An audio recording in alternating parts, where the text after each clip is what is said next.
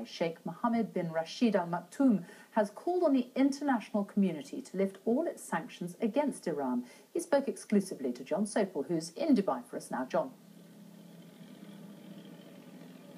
Sophie, thanks very much and welcome to Dubai Creek. And behind me you can see the dhows that ply their trade across the Gulf to Iran, taking goods that are allowed under the sanctions regime.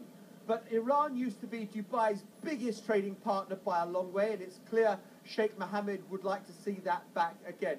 But before we got on to matters like that, he took me on a bit of a tour of his emirate. Your Highness, very nice to meet you. Thank you very much indeed for seeing us. Welcome to Dubai.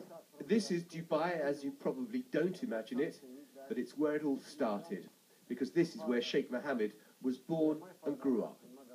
No electricity at that time when I was born, only these lights, you see? Oh, the lanterns. And things. And no water. We then went inside and he showed me the family album. And this is also my grandfather. And that's my grandfather. And this is Dubai as you probably do know it. Brash, bright, big. Sheikh Mohammed drove me himself out of the city to his desert hideaway, where he spoke about the state of the world.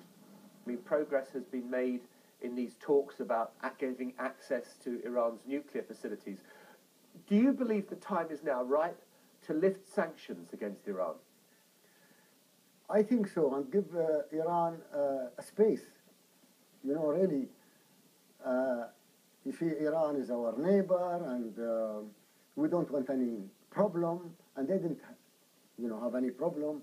But if the peace, and they agree with the American, and the American agree and lift the sanction, everybody will benefit. With Ariel Sharon being buried today, he looked forward to the benefits a peace deal between Israelis and Palestinians would bring. After the peace process, we'll do everything with Israel, They will trade with them, and we welcome them and everything. But sign the peace process. Sheikh Mohammed is proud of his Bedouin roots, and he loves these hunting birds.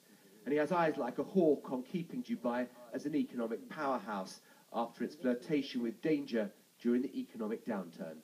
John Sopel, BBC News, Dubai.